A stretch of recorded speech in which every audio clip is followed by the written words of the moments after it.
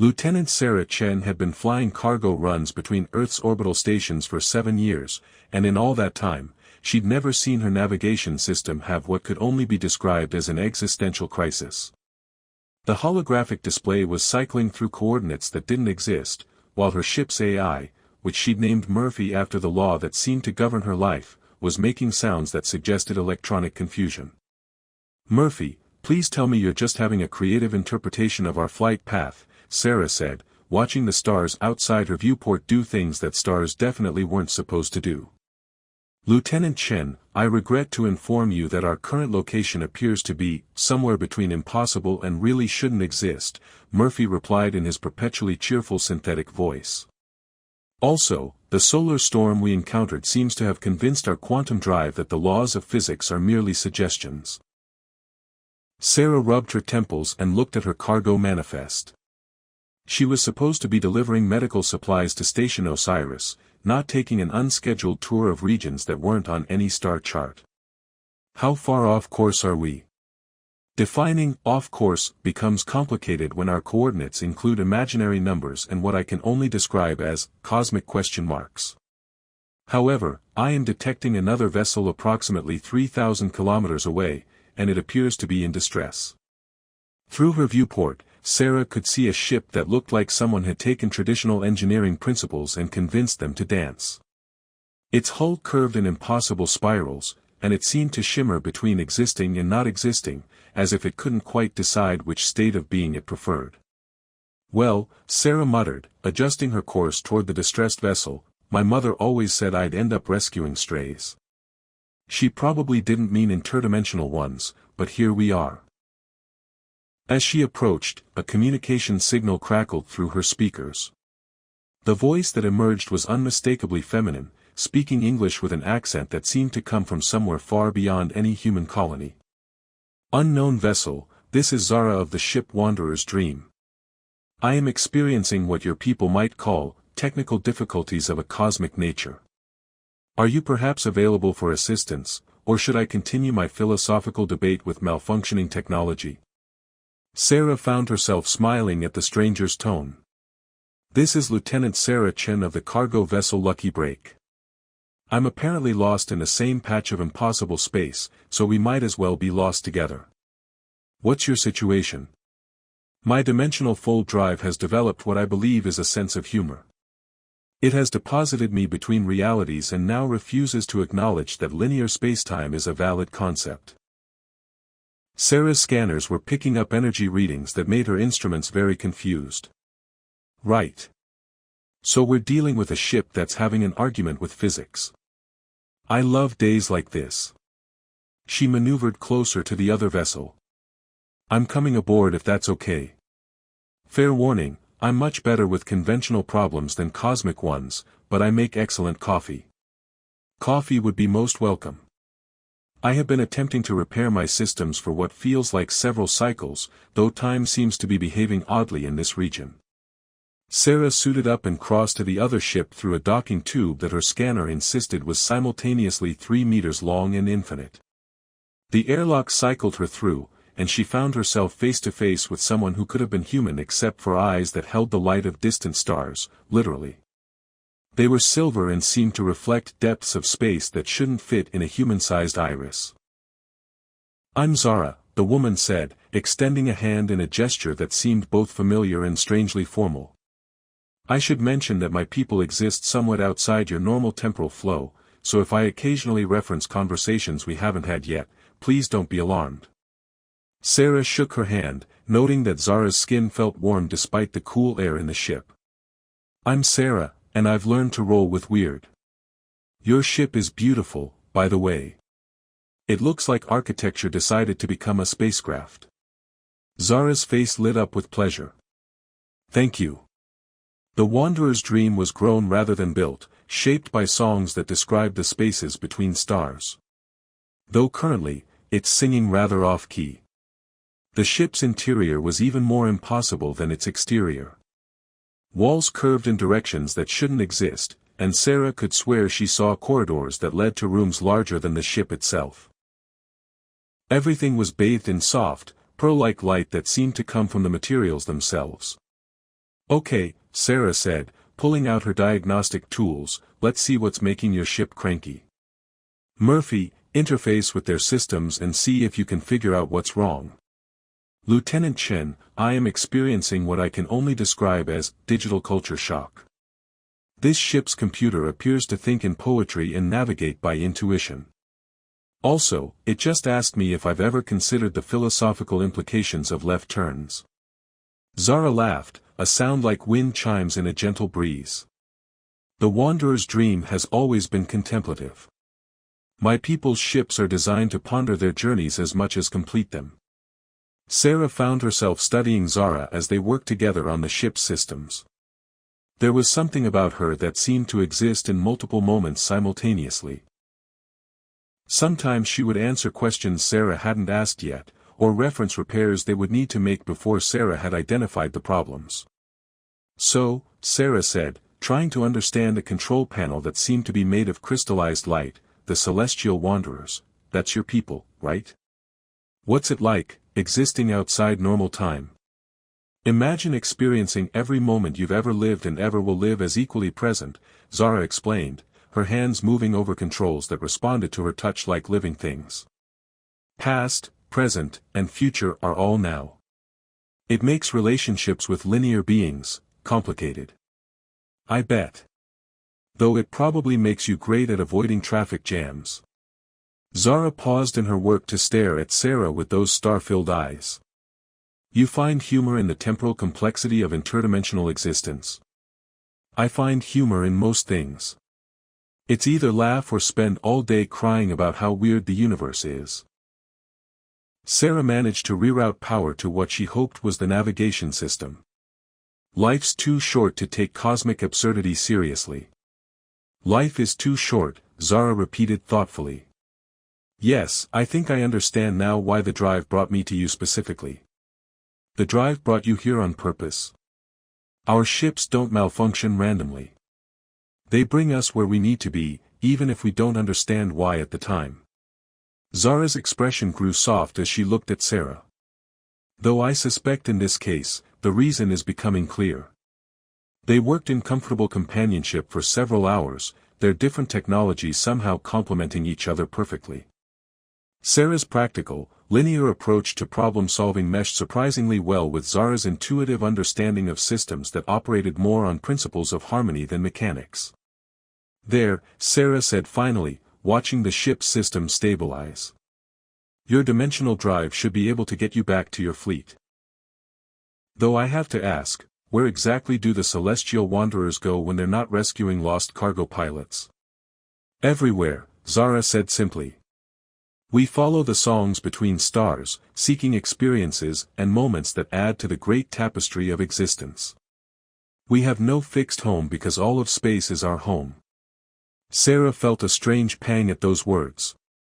That sounds lonely. I never thought so before, Zara said, looking at Sarah with an expression that seemed to hold entire conversations they hadn't had. But perhaps I am beginning to understand the appeal of constancy. They stood in the ship's crystalline control room, the moment stretching between them like a bridge across different types of time. Sarah found herself not wanting to leave, not wanting to return to her routine cargo runs and predictable problems. I should get back to my ship, she said reluctantly. My cargo won't deliver itself, and Station Osiris is probably wondering where their medical supplies went. Of course, Zara said, but Sarah caught something wistful in her expression. Thank you for your assistance, Sarah Chen. Your coffee was indeed excellent, and your company was unexpected. As Sarah prepared to leave, she turned back at the airlock. Will I see you again? Zara's response was a smile that seemed to hold secrets of time and space. Perhaps that is not the right question to ask someone who exists in all moments simultaneously. What's the right question? Ask me when we meet again, Zara said softly. Time has a way of providing its own answers. Sarah left the wanderer's dream with more questions than answers, but also with the strange certainty that this encounter had changed something fundamental about her universe. As she watched Zara's ship fade into dimensional folds, she couldn't shake the feeling that this was a beginning rather than an ending. Murphy, she said as they resumed course for Station Osiris, remind me to update my personal log.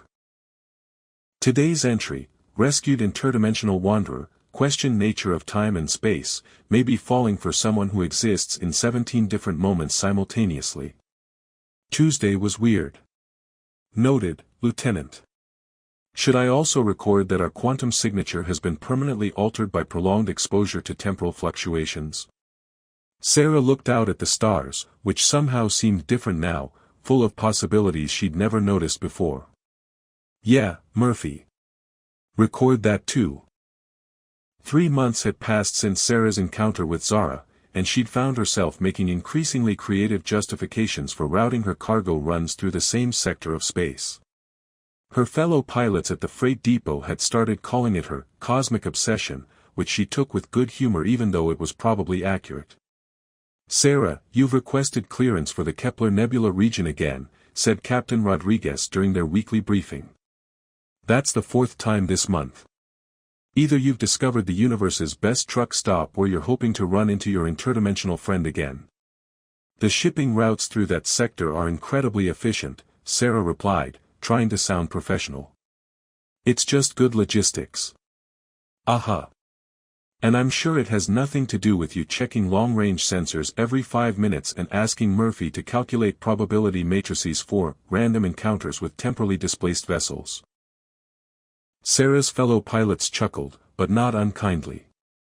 In a profession where the vast emptiness of space could drive people to talk to their cargo containers, a little romantic cosmic optimism was considered perfectly normal. Murphy, tell them about the efficiency ratings, Sarah said to her ship's AI. I regret that I cannot support Lieutenant Chen's efficiency hypothesis, Murphy announced cheerfully. Our current routing adds approximately 47 hours to standard delivery times. However, I have noticed a marked improvement in her mood during these extended journeys, which I calculate has increased overall mission effectiveness by 12%. Traitor, Sarah muttered. Meanwhile, in a region of space that existed slightly adjacent to normal reality, Zara was having her own challenges explaining her behavior to the Council of Wanderers. Her people's ships traveled in loose formations called songs. Groups of vessels that moved together through dimensional folds, following paths that led to experiences and moments worth collecting. Zara of the Wanderer's Dream, spoke Elder Melodia, her voice carrying harmonics that suggested vast age and patience. Your movement patterns have become repetitive. This is concerning for one of our people. Zara stood before the council in the song's central gathering space, a crystalline chamber that existed in several dimensions simultaneously. Around her, the other elders flickered between past, present, and future versions of themselves, making the conversation a complex temporal dance. I am exploring a particular region of spacetime that offers unique experiential opportunities, Zara explained, trying to keep her tone neutral. The same region. Repeatedly. For 97 cycles. Elder Harmonious, who existed primarily in the near future, spoke with the tone of someone who had already lived through this conversation. This suggests an attachment to linear causality that is, unusual for our kind. Perhaps it is not attachment, Zara said carefully, but recognition of a pattern that requires completion. Elder Symphonia, the youngest of the council, flickered with curiosity. This would be the linear being you encountered. The one who made coffee and spoke of cosmic absurdity with such enthusiasm. Zara felt her cheeks warm. Sometimes the collective memory of her people could be inconvenient. Sarah Chen represents a fascinating study in linear consciousness. Her approach to existence is remarkably focused yet adaptable. Ah, said Elder Melodia with what might have been amusement. A study. How scholarly of you. I do not understand the implications of your tone, Zara replied, though she suspected she understood perfectly. Child, Elder Harmonia said gently, you are developing temporal anchors to specific moments. This is natural for linear beings, but potentially dangerous for our kind. An anchor can trap a wanderer in fixed time. Zara knew they were right, but she couldn't explain the pull she felt toward that particular region of space. It wasn't just Sarah, though thoughts of the cargo pilot's practical humor and unexpected kindness did occupy more of her attention than they should. It was something about the possibility of connection across impossible differences. Back in linear time, Sarah was discovering that Murphy had been running probability calculations without being asked. "Lieutenant," Murphy announced as they approached the Kepler Nebula region, "I should inform you that our navigation system has detected what it classifies as interesting anomalies in local spacetime." Sarah's heart jumped. "What kind of anomalies?" "The kind that suggest our previous encounter may have created a lasting quantum entanglement between our ship systems and those of the Wanderer's dream. In simple terms, we are now cosmically connected. That's either the most romantic thing I've ever heard or a serious safety hazard." "Why not both?" Murphy replied. "I have also detected that these quantum fluctuations are increasing. If my calculations are correct, another encounter is not only possible but statistically inevitable." As if summoned by Murphy's words, Sarah's sensors detected the familiar shimmer of dimensional folding nearby. But this time, instead of empty space, the folds opened to reveal something impossible, a nebula that definitely hadn't been there before, filled with colors that seemed to exist outside the normal spectrum. "Murphy, please tell me you're seeing this too." "I am seeing a nebular formation that appears to be composed of crystallized emotion and liquefied starlight. My sensors are experiencing what I can only describe as aesthetic appreciation, which should be impossible for my programming." Sarah piloted her ship into the nebula, following readings that made no scientific sense but felt absolutely right. At the nebula's heart, she found the Wanderer's dream waiting for her, its hull reflecting the impossible colors around them. "Sarah Chen," Zara's voice came through the calm, warm with unmistakable joy, "I was hoping you would find this place." "Did you create this?" Sarah asked, docking with Zara's ship. "We created it," Zara corrected as Sarah came aboard. "Your linear time and my nonlinear existence have found a way to compromise. This nebula exists in a pocket of folded spacetime that allows for scheduled meetings between predetermined and free-flowing consciousness." Sarah stared at her. "Are you saying our friendship broke physics?" "I am saying our friendship found a new way for physics to work." Zara's star-filled eyes seemed brighter than before. "Would you like some coffee?" "I have been practicing." They sat in Zara's crystalline observation deck, sipping coffee that tasted like perfectly brewed starlight while watching impossible colors swirl around them. Sarah found herself relaxing in a way she never had before, as if this pocket of spacetime was the first place in the universe designed specifically for her comfort. "I've been thinking about what you said," Sarah told Zara. "About existing in all moments simultaneously. It sounds overwhelming. It can be. But it also means that every joy, every moment of connection, every laugh shared with a friend exists forever in the eternal now." Zara looked at Sarah over her coffee cup. "Though I am beginning to understand the appeal of anticipation. Looking forward to something gives it a special quality. That's the thing about linear time, it makes moments precious because you know they won't last forever." "Perhaps," Zara said thoughtfully, "that is why the drive brought us together. Your people understand the value of individual moments, while mine understand their eternal nature. Together, we might find a way to experience both." Sarah felt something settling into place, like a puzzle piece she hadn't known she was missing. "So what happens now? Do we keep meeting in this impossible nebula until the universe figures out we're cheating?" "I do not know," Zara admitted. "My people's wisdom speaks of flowing with time's currents, never forming attachments to specific moments or places. But I find myself wanting to anchor certain experiences, to make them more real through repetition and anticipation. And I find myself wanting to let go of my need to plan everything, to trust that some things are worth finding even if you can't predict when or how." Sarah reached across the space between them and took Zara's hand. "Maybe we're both learning something new." They spent hours in the nebula, talking about their different worlds and ways of being. Sarah learned that the celestial wanderers collected experiences the way her people collected objects, seeking moments of beauty and connection across the galaxy. Zara learned about human concepts of home and permanence, about building something that lasts even when everything else changes. When it came time to part, Sarah asked again, "Will I see you again?" This time, Zara's smile was different, warmer, more certain. "Ask me that when we meet next time." I suspect the answer might surprise us both. As Sarah watched the Wanderer's dream fade back into dimensional folds, she realized that the nebula remained behind, a permanent bridge between their two kinds of existence. She and Zara had found a way to be friends across impossible differences, and the universe had responded by creating a space where those differences became strengths. "Murphy," she said as they resumed their original course, "update the log. Today's entry. Discovered that friendship can alter the fundamental structure of spacetime. Also, learned to make cosmic coffee. Wednesday was enlightening. Noted, Lieutenant. Should I also record that our quantum entanglement with the Wanderer's dream has stabilized into what appears to be a permanent connection?" Sarah smiled, looking back at the impossible nebula that would be waiting for her next visit. "Definitely record that, Murphy.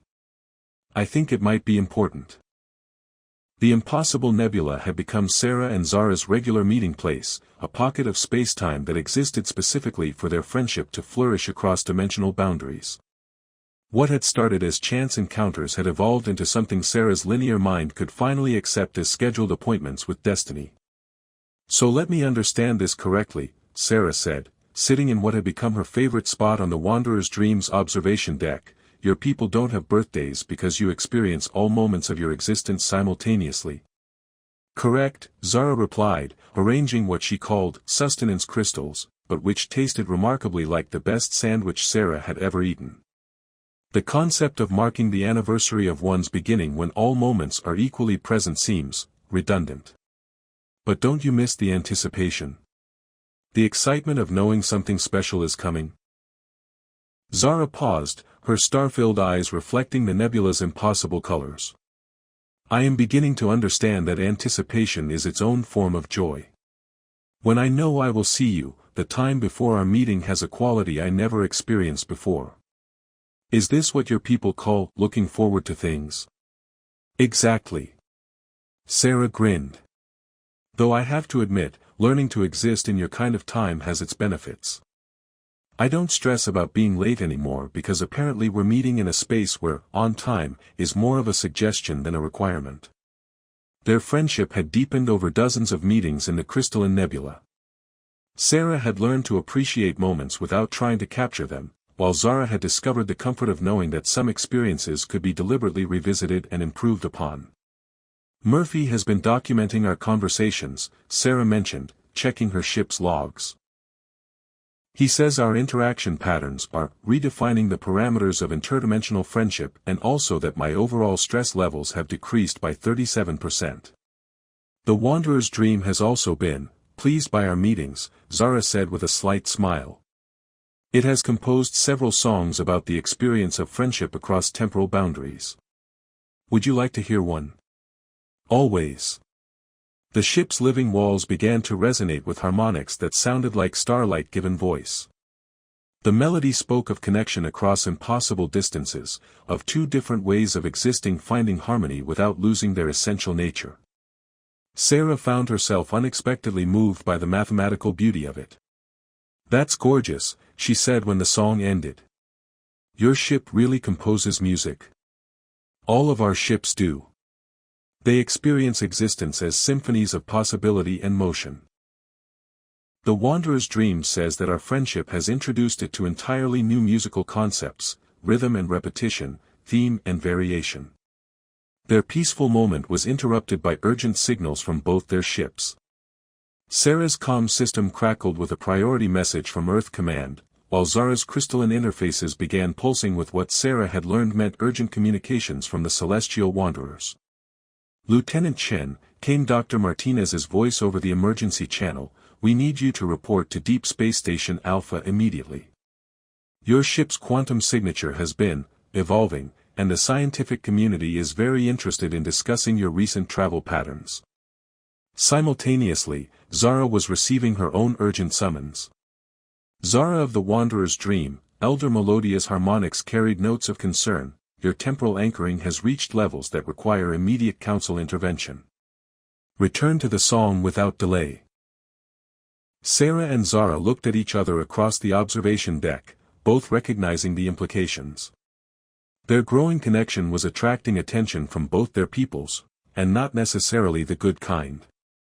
So, Sarah said with forced lightness, apparently our friendship is becoming a diplomatic incident. It would seem so.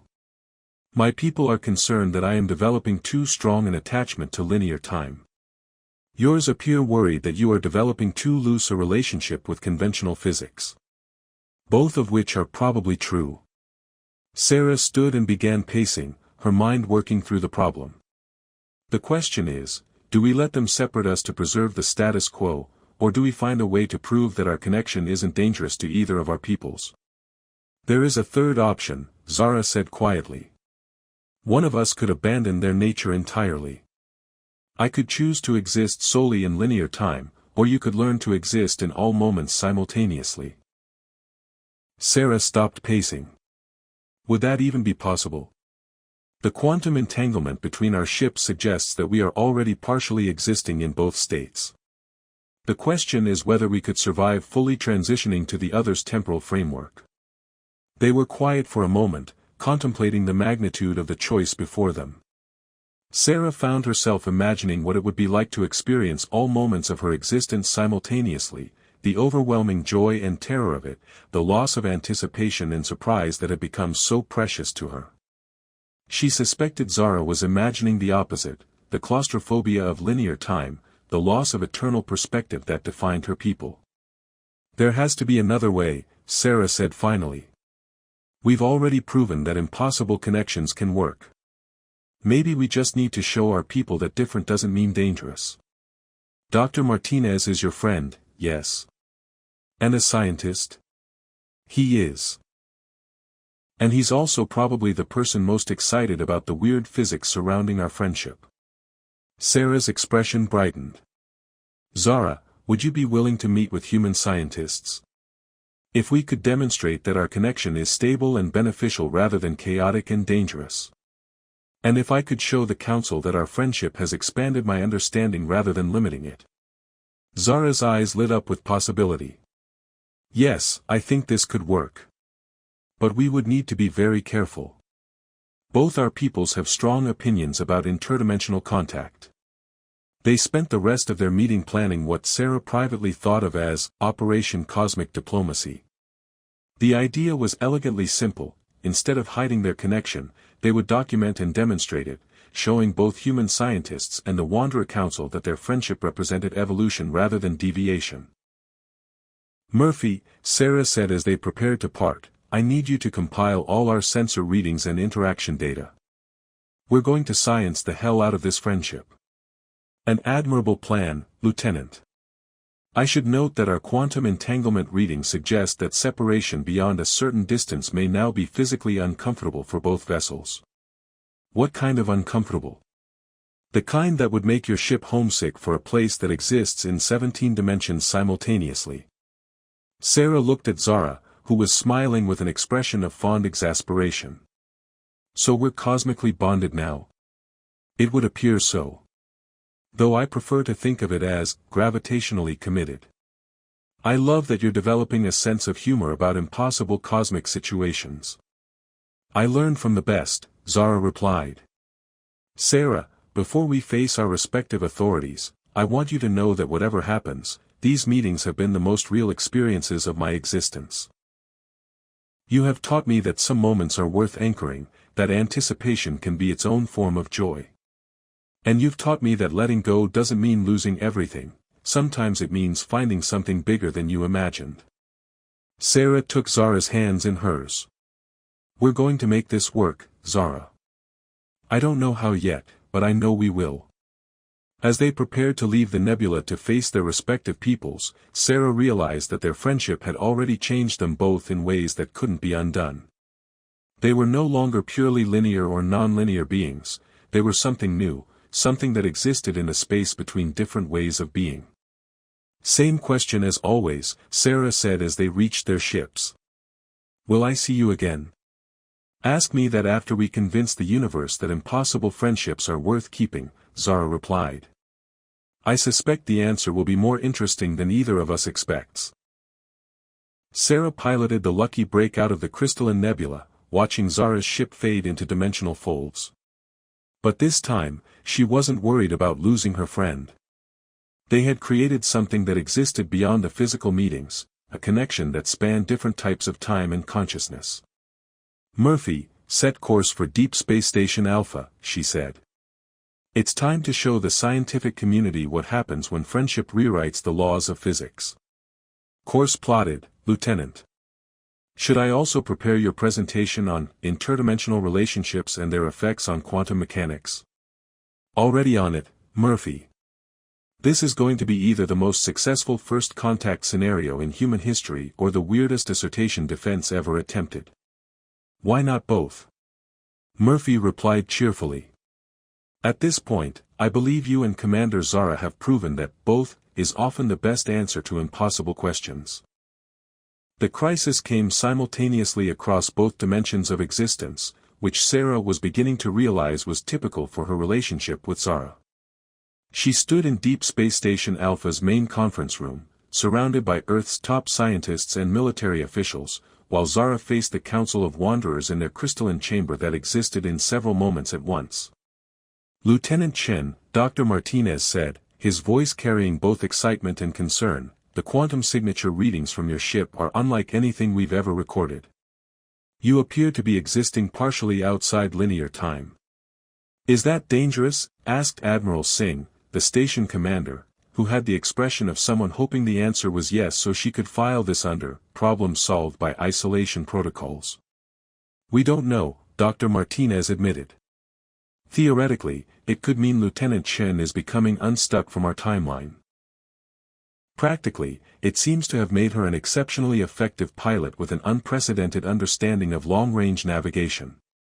Meanwhile, Zara stood before the Council of Wanderers as they flickered between past, present, and future versions of themselves, their concern rippling across temporal dimensions. Child of wandering stars, Elder Melodia intoned, her harmonics heavy with worry, you have anchored yourself to linear moments in ways that threaten your essential nature. The temporal fluctuations surrounding you grow stronger with each cycle. These fluctuations could trap not only you but others of our kind, Elder Harmonious added, his future self already knowing the outcome of this conversation. We cannot allow one individual's attachment to endanger the song. With respect, Elders, Zara replied, her voice carrying new harmonics that hadn't been there before her friendship with Sarah began. What if this is not attachment but evolution? What if I am not losing my nature but expanding it? Back on the station, Sarah was making a similar argument to the human authorities. The quantum entanglement isn't making me less human, she said, pulling up Murphy's carefully compiled data. It's making me more adaptable. My reaction times have improved, my navigation skills are unprecedented, and my understanding of three-dimensional space has expanded to include, well, more dimensions. But at what cost? Admiral Singh demanded. You're describing fundamental changes to human consciousness. What happens if this condition spreads? What happens if it doesn't? Sarah countered. We've spent centuries dreaming about meaningful contact with alien species. Now we have proof that connection across impossible differences is not only possible but beneficial, and we want to quarantine it. Dr. Martinez leaned forward, his scientist's curiosity overriding his caution. Sarah, can you contact your friend now? Can we observe the interaction in controlled conditions? I can try. Sarah activated her comm system, reaching across dimensional space toward the crystalline nebula where she and Zara usually met. Zara, can you hear me? I hear you, Sarah. Zara's voice came through clearly, causing several instruments in the room to spike with readings that made the scientists very excited. I am currently explaining to the council why our friendship has not diminished my abilities but enhanced them. Same problem on this end. They think we're dangerous cosmic anomalies. Perhaps we should show them otherwise. What happened next would be debated by scientists and philosophers for generations. Sarah and Zara, speaking across the vast distances between them, began to demonstrate the true nature of their connection. It wasn't that either of them had abandoned their essential nature, it was that they had found a way to exist in both states simultaneously. Sarah began to experience moments non-linearly, seeing conversations she'd had with Dr. Martinez years ago alongside the current discussion, understanding how her past decisions had led to this moment of possibility. At the same time, Zara anchored specific moments, experiencing the conversation with the council as a discrete event with beginning, middle, and end. Remarkable, Dr. Martinez breathed, watching his instruments record impossible readings. She's existing in multiple temporal states simultaneously, but maintaining cognitive coherence. The quantum entanglement isn't pulling her out of linear time, it's allowing her to exist in both frameworks. In the council chamber, Elder Symphonia's youngest aspect flickered with wonder. She maintains her connection to the eternal now while experiencing the linear moment fully. This is not loss of ability but expansion of possibility. "We can meet in the middle," Sarah said, her voice carrying strange harmonics as she spoke partially outside linear time. "We don't have to choose between permanence and wandering, between linear and nonlinear existence. We can be both." Elder Melodia's expression shifted through several temporal states as she processed this revelation. "Child, you speak of a new form of consciousness, one that bridges different types of being. Not just for us," Zara added. "Sarah and I could serve as translators, helping our peoples understand each other without losing what makes each unique. Connection without assimilation." Admiral Singh, who had been watching the instruments record impossible readings, finally spoke. "Are you suggesting a formal diplomatic relationship between Earth and these celestial wanderers?" "I'm suggesting that the universe is much larger and more connected than either of our peoples realized," Sarah replied. "And that fear of change isn't a good enough reason to miss the opportunity to grow." The negotiations that followed were unlike anything in recorded history. Sarah became Earth's first temporal liaison, able to exist partially outside linear time during her communications with the celestial wanderers. Zara gained the ability to anchor herself in specific moments without losing her connection to the eternal now, serving as a bridge between her people's nonlinear existence and the linear universe they traveled through. Their friendship became the foundation for a new type of relationship between species, one based not on conquest or assimilation, but on mutual growth and understanding. The quantum entanglement between their ships became the model for communication systems that could operate across different types of temporal existence. 6 months later, Sarah and Zara met again in their crystalline nebula, which had grown larger and more complex, now serving as a meeting place for other human-wanderer partnerships that had formed following their example. "So," Sarah said, settling into her favorite spot with a cup of coffee that now tasted like perfectly brewed possibility, "I have a question for you. The same question you always ask. A variation on it." Sarah smiled. "Instead of, 'Will I see you again?' I want to know, will we keep growing together? Will we keep finding new ways to connect across impossible differences?" Zara's response was not just a smile this time, but laughter that harmonized with the nebula's crystalline songs. "Sarah Chen, we have become a love story that exists in every moment we choose to find each other. We are scattered across space and time like stars in a constellation only we can see." That's either the most romantic thing anyone has ever said to me or the most beautiful description of quantum entanglement in recorded literature. "Why not both?" Zara replied, using the phrase that had become their shared philosophy. "We have proven that the best answers to impossible questions are usually both." Sarah looked out at the nebula surrounding them, where other impossible friendships were taking root and growing into new forms of connection. She thought about the scared cargo pilot she'd been before meeting Zara, and the cosmic diplomat she'd become. Neither change had required her to stop being herself, instead, she'd learned to be more herself than she'd ever imagined possible.